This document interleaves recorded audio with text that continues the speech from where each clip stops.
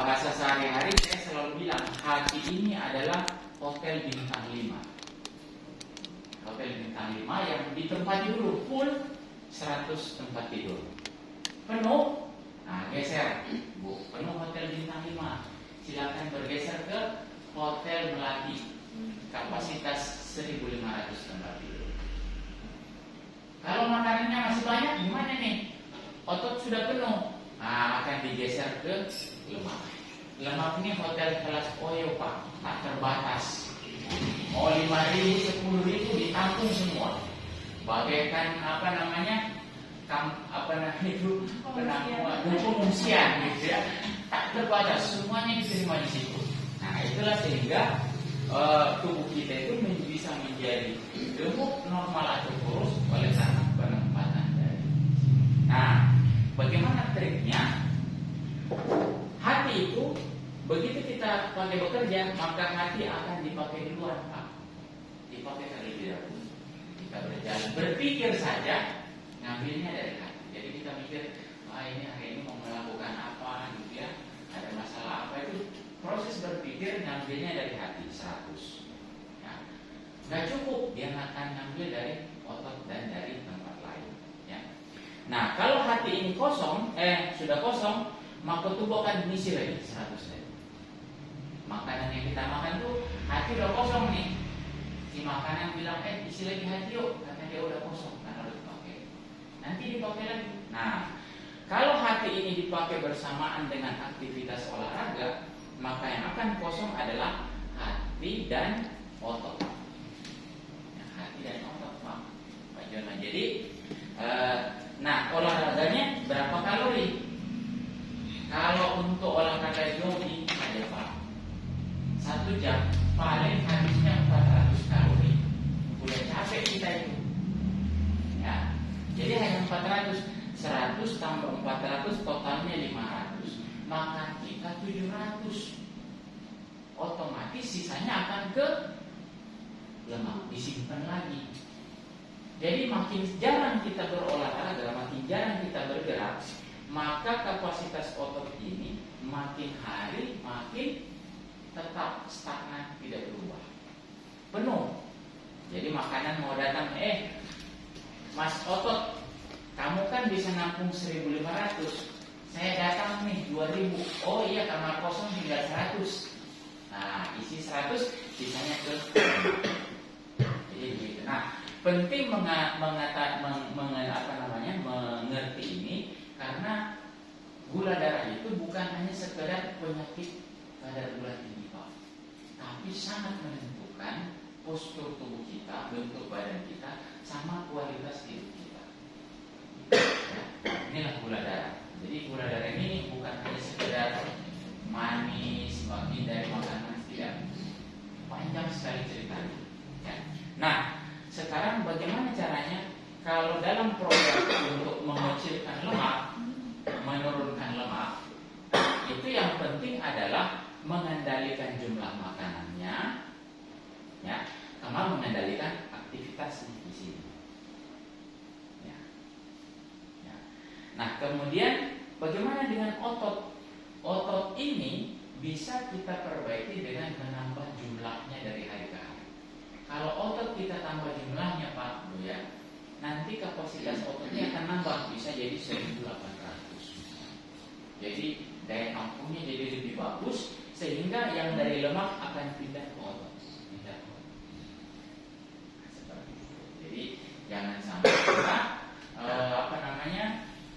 mengurangi massa otot. Tantangannya adalah di usia 50 tahun ke atas, otot itu makin lama makin berkurang. Setiap 1 dekade, setiap 10 tahun, otot kita berkurang 3% total. Sejak dari usia 30 tahun. Jadi kalau misalnya usia kita sudah 60 tahun, sudah berarti sudah berkurang 9% dari total berat badan. Berapa itu 9%? Ya, kalau berat badannya 60 kilo, 9% berarti sudah berkurang 5,4 kilo. Wah, banyak itu Pak, tadi bilang 5,4 kilo. Besar sekali. Sehingga makin tua usia, itu kita harus makin rajin bergerak untuk mempertahankan jumlah otot kita. berkurang, maka gula darah akan mudah naik. Maka ototnya harus terus dipertahankan supaya kapasitasnya bertambah, sehingga gula darah kita tidak sempat dibiarkan naik. Ya, memang olahraga nge-gym itu adalah pilihan terbaik. Ya. Apalagi kalau olahraga kardio itu biasanya saya hanya anjurkan pada orang-orang yang memang bentuk buat tubuhnya sudah bagus, sudah normal ya, kadar lemaknya sudah tidak terlalu besar lagi.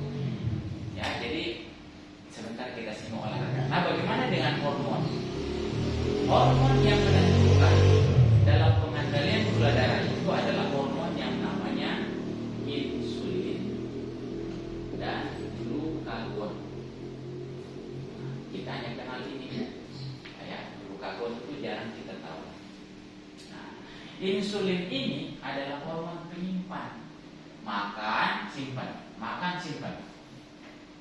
Kabar baiknya adalah insulin ini kalau bagus dalam tubuh kita tidak akan sempat dibiarkan gula darah itu naik. Jadi tubuh kita ini punya insulin. Kalau kadarnya bagus, maka gula darah tidak akan naik. Ya. Kabar buruknya, nah itu jadi insulin ada kabar buruk. Kabar buruknya adalah insulin ini akan membawa gula darah yang kita makan itu ke 3 tempat ini. Untung baik kalau tempatnya di sini atau di sini. Tapi kalau insulin kita membawa makanan itu ke sini, maka yang ada badan tambah besar. Jadi yang membuat orang gemuk itu adalah insulin.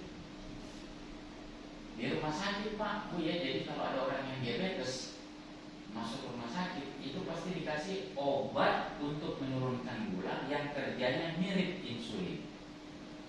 Makin lama makin badan makin besar.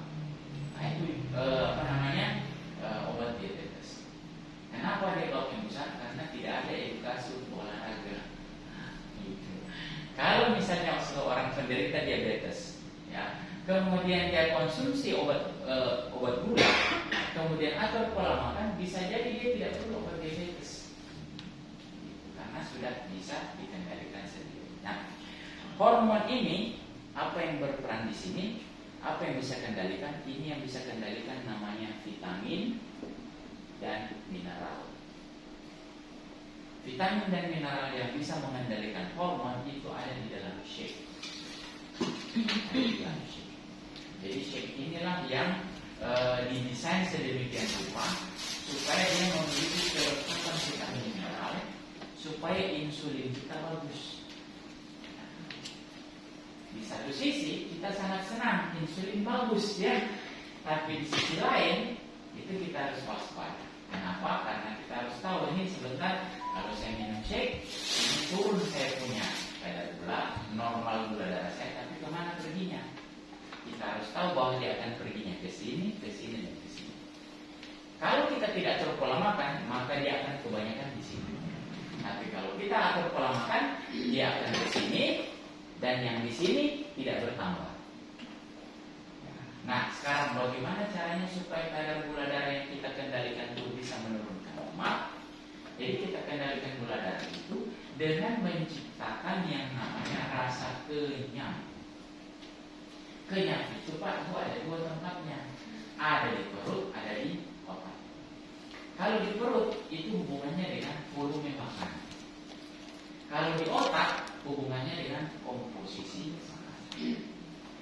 Jadi kalau orang mau kenyang biasanya makannya banyak biar kenyang.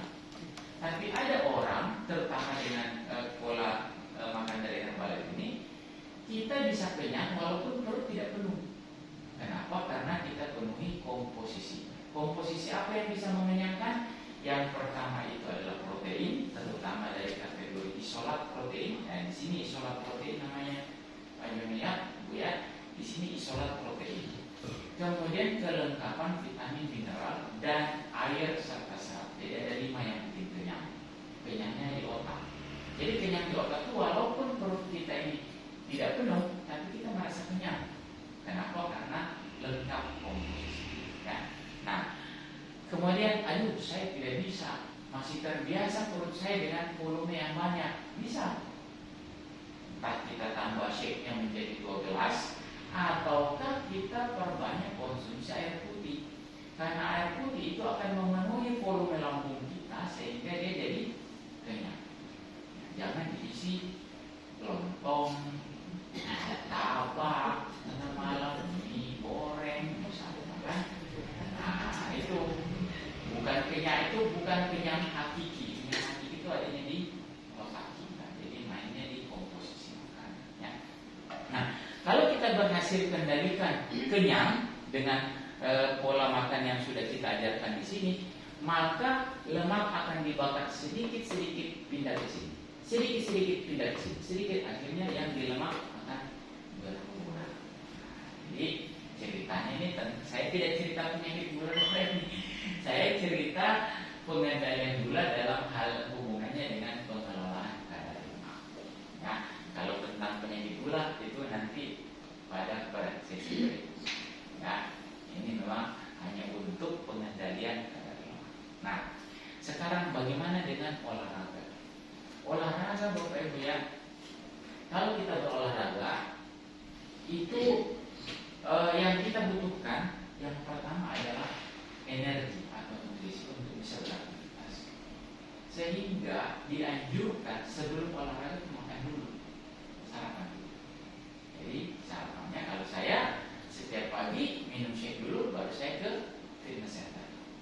Ya, jadi di fitness center itu paling saya 1 jam, setengah jam sampai 1 jam saja. Ya, kemudian saya pulang, minum teh yang banyak supaya menjaga kenyang. Jadi yang pertama untuk olahraga itu kita butuh energi, sehingga harus sarapan. Nah, pada waktu sarapan habis olahraga, godaannya apa? Lapar banget tuh. Nah, cara mengatasinya adalah perbanyak konsumsi cairan, boleh teh dengan halu ya, itu supaya kita tidak kelaparan. Nah, kemudian yang kedua, supaya kita tidak kelaparan, bagi ibu ya silakan. Nah, supaya kita tidak terlalu lapar, itu kita cukup mengubah lemak menjadi tenaga. Ubah lemak menjadi tenaga. Caranya apa? Pada waktu selesai olahraga, sudah sampai di rumah duduk nonton sinetron, lapar rasanya, tapi belum jam makan, itu harus melakukan gerakan aktif 5 menit. Hilang laparnya. Nah, biasanya kita kan langsung buka kulkas Pak ya. Nah, sekarang kalau lapar, belum jam makan, segera lakukan aktivitas. Ya. Itu diajarkan oleh Dr.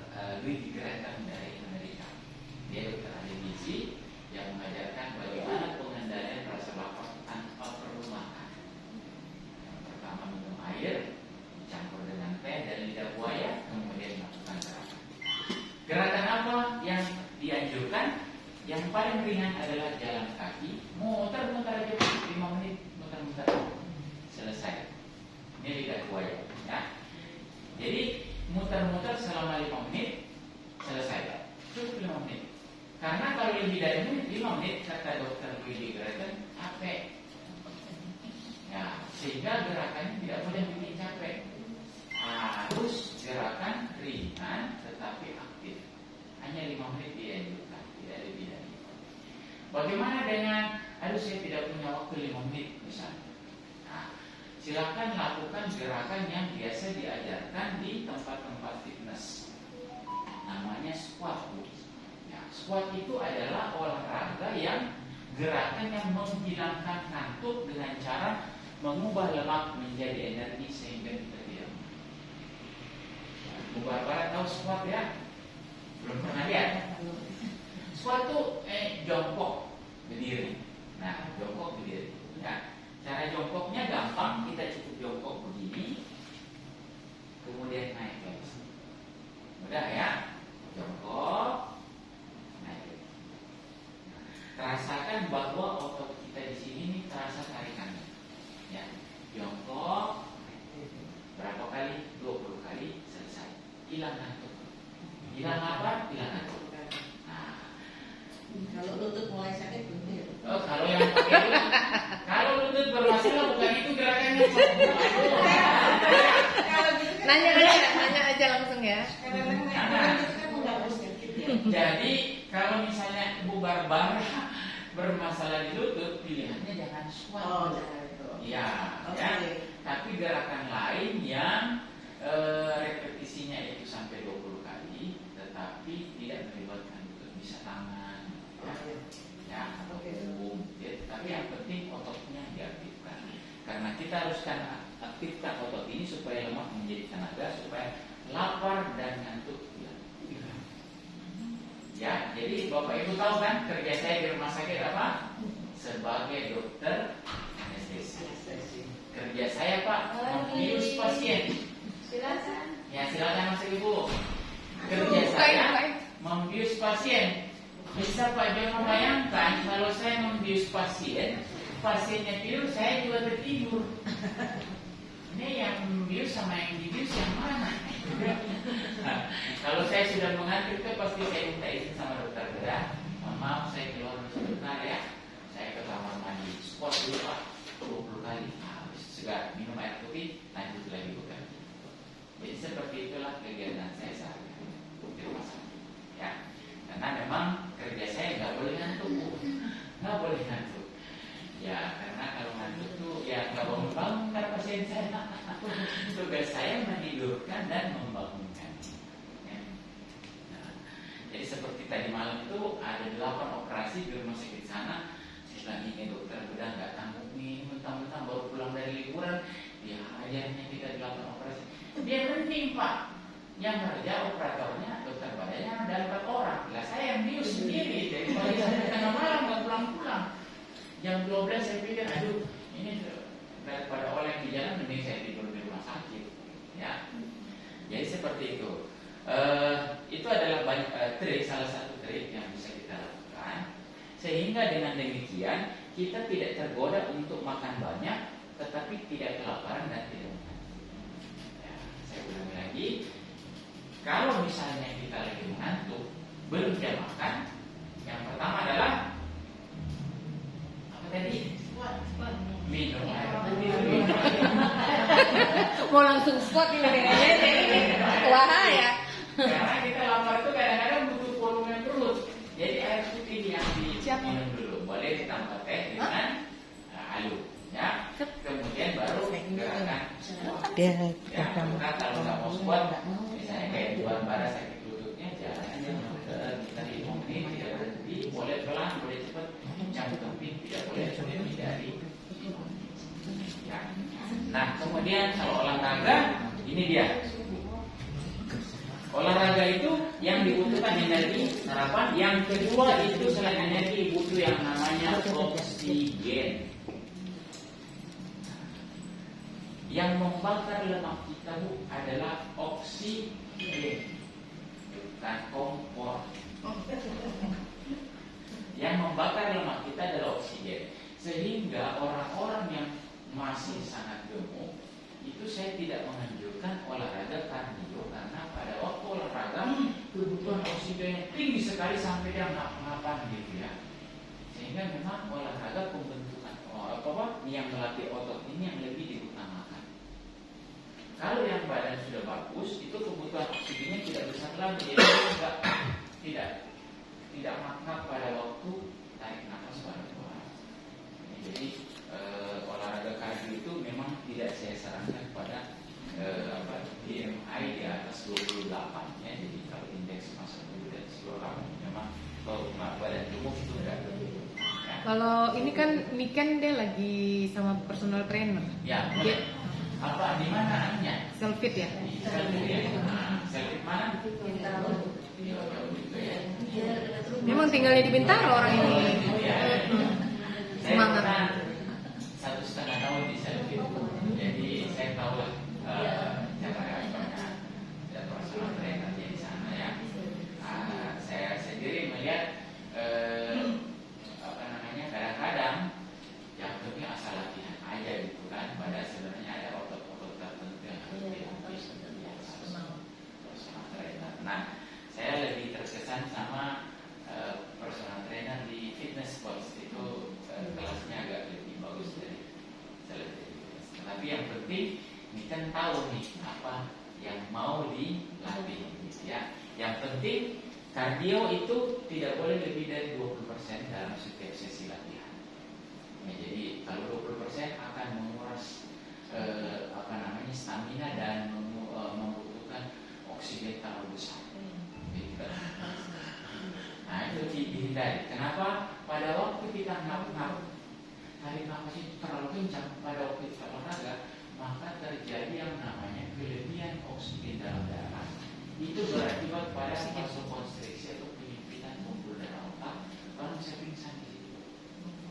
Ya, banyak orang olahraga posir berat, ya dia nggak biasa, kalau di pos berat kemudian pingsan. Itu karena terjadi penyempitan pembuluh darah otak akibat dari terlalu kuat tarikan nafasnya. Sehingga kita hindarinya. Nah, jadi seperti itu. Nah, sekarang ada yang mau bertanya tidak? Ya. Apalagi yang baru mulai olahraga ini. Yang penting kalau bagi saya yang penting kita tahu mengatur makanannya. Gitu. Yang penting nih sarapannya shake. Ini sarapannya shake. Tujuannya dapatin kenyangnya, kemudian dapat kenyangnya, ya. Kenyangnya dapat, hormon lebih bagus, otot terbentuk, aktivitas tetap terjaga. Ya. Nah, kemudian bagaimana dengan air minum yang kita konsumsi? Nah, gabungannya adalah ALO. Ini secara kalau misalnya kita baca di komposisinya, nih, komposisinya peringatan. Hati-hati penggunaan bersama dengan obat kencing manis. Nah, itu sudah ada tulisannya. Apa maknanya ini, Bu? Karena ini sendiri bisa mengendalikan gula darah tanpa obat. Jadi kalau digabung dengan obat takutnya terlalu rendah gula darah. Makanya dicantumkan itu di sini. Bukan berarti dilarang, enggak. Nah, apa maknanya pada program turun berat badan? Kalau gula darahnya terkendali, mudah untuk turun berat badan. Itu kuncinya. Ya, sehingga air minum kita pada waktu kita beraktivitas biasa sehari-hari setelah minum shake memang kalau di botol di saya punya ini nih. Ini botol saya. Nah, saya adalah satu-satunya dokter yang bawa botol itu. Nggak ada yang mau saya mau. Ya, bahkan anak-anak saya pun udah pakai botol ke sekolah. Nah, kalau anak-anak bawa botol itu biasa. Tapi anak saya lihat botolnya paling besar. Botol paling besar, ya. Nah, jadi di dalam sini saya selalu campurkan ini 2 tutup botol, kemudian saya tambahkan teh pembakar. Jadi setiap gerakan saya, setiap aktivitas saya, setiap proses berpikir saya itu adalah proses pembakaran lemak. Jadi saya tidak pernah lewatkan ini di pada waktu setiap hari. Ya. Oke, ada pertanyaan? Ya. Kalau sehabis olahraga terus merasakan mual, pusing, apa mempengaruhi gula darah? Ya, betul. Yang pertama, kemungkinan gula darahnya terlalu rendah. Ya. Sehingga dia butuh yang namanya pengembalian kadar gula darah kembali. Maka orang olahraga itu tidak bisa langsung berhenti. Dia harus ada namanya peregangan. Peregangan itu adalah proses pelepasan asam laktat dari otot menuju ke aliran. Asam laktat itu energi. Ya, asam laktat itu energi. Jadi begitu ada kan kita olahraga ngilu-ngilu biasanya persendian di otot itu. Nah, itu harus diregangkan. Tujuannya bukan menghilangkan rasa sakit, bukan. Dia mengalirkan asam laktat untuk menjadi energi kembali setelah olahraga. Memang harus ada namanya pendinginan. Pendinginan itu harus ada pada waktu kita selesai olahraga. Nah, setelah olahraga, kalau untuk orang-orang yang sensitif sekali gula darahnya gampang turun dan gampang mual, itu disarankan minum shake lagi setelah olahraga supaya energinya cepat turun. Tapi bukan contoh Makassar. Kan banyak tuh Saya ingat betul Bu ya, di waktu saya fitness di Selfit Mall Puri Indah, keluar tuh lurus Pizza Hut, sebelah sini Bakmi GM, sebelah sana sedikit apa tuh ini apa yang apa tuh Raja Suki, aduh luar biasa Pusing deh. godaannya ya. Nah kalau saya habis fitness untuk supaya tidak tergoda ke situ, saya bawa shake Bu ke tempat fitness. Saya bikin dalam sasetan, yang mana laptop Eden ya. Apanya? Laptop itu tuh. Jadi sekarang saya bawa shake di saset.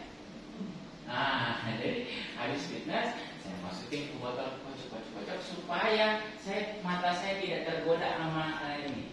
Ya udah, mau pakai kacamata kuda nggak lucu juga ya. Oh, tadi keluar deh, keluar. Ada. Ini saya sasetin begini Bu. Nah, saya nggak bawa kalengnya, kegedean. Saya bikin begini, masukin ke apa namanya botol atau shaker, kemudian saya kocok minum, baru saya pulang. Karena kalau tidak seperti itu, aduh, godaannya besar, ya, godaannya besar. Kenapa? Itu memang saya anggap bahwa itu betul-betul strategi marketingnya orang mall itu begitu ya. Ditaruhnya tempat fitness yang paling atas bukan Biar kita lewat-lewat. untuk menjual makanan semua makanya saya tidak mau lagi fitness di mall. Iya. Saya cari yang apa namanya kayak fitness yang Males masuknya. saya menjual makanan di wilayah gitu ya. Nah, kalau teman-teman Pak Jono kan habis jalan nyari makan Pak. Iya. Gitu. Nah padahal sebenarnya bisa kita rekor. Bagaimana kalau saya misalnya masih tetap lapar juga, boleh tambah shake lagi ya. Nggak seperti shake, boleh ambil buah, misalnya semangka ya, potong untuk merejuvenate lagi kita punya, menyegarkan lagi kembali kita punya energi di dalam tubuh. Nah kalau di beberapa negara ada memang di Herbalife membuat produk khusus untuk orang yang setelah olahraga. Ada, memang isinya karbohidrat. Jadi begitu, segar sekali kembali gitu ya. Jadi cepat kembali. Memang belum masuk ke Indonesia bukan Pak ya. Saya waktu ke Jepang mau beli itu mahal ya. Jadi mau bawa berapa kaleng kan? Jadi mahal banget.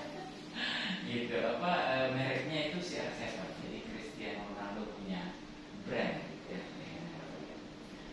Oke, ya barangkali ini cukup bisa membuka wawasan kita ya cerita gula darah, tetapi ujungnya ke pengendalian.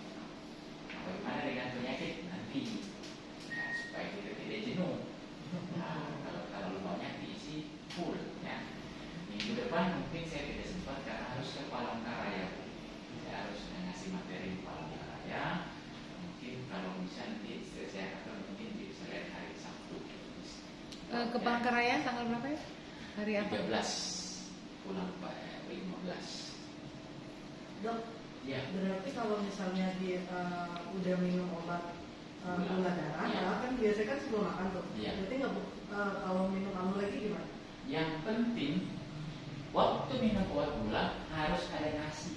Oh, jadi Ya. obat gula darah. Maka untuk orang yang program pengendalian gula darah, minum produk Herbalife itu obat gulanya saya hanya suruh makan pada waktu dia makan nasi.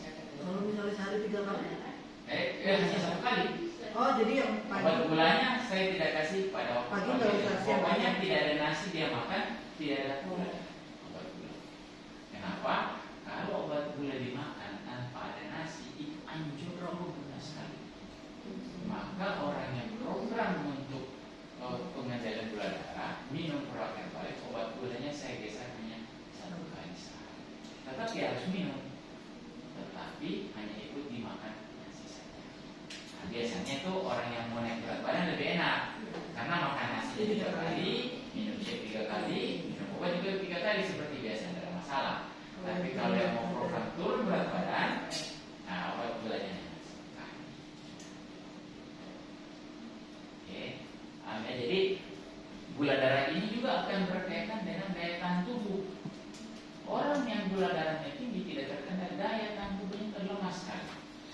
Waktu COVID kemarin Bu ya, itu luar biasa sekali. Orang yang baru naik di 180 gula darahnya itu, aduh, bentar lagi masuk ICU. Apalagi yang sampai 300, itu kita tinggal pesan ambulans saat pesan mobil jenazah.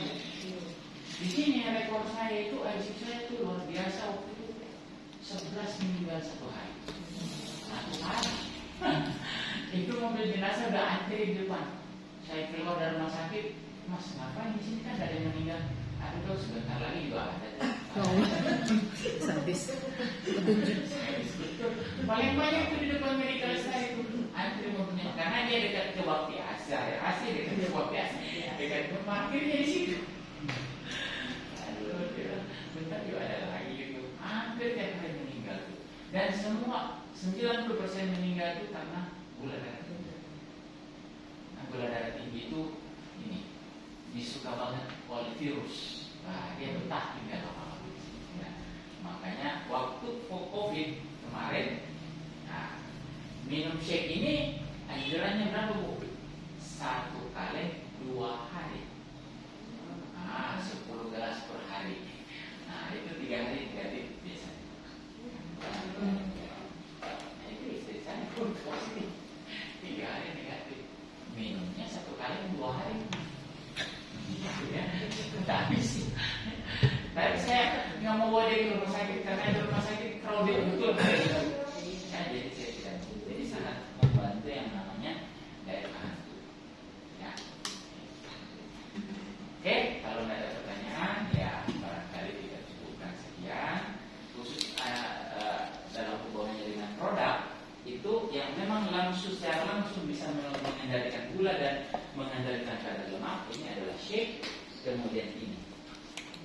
Dua ini memang punya peranan langsung terhadap pengendalian gula darah. Kemudian kalau yang ini adalah penambah, dia penambah stamina sehingga berisi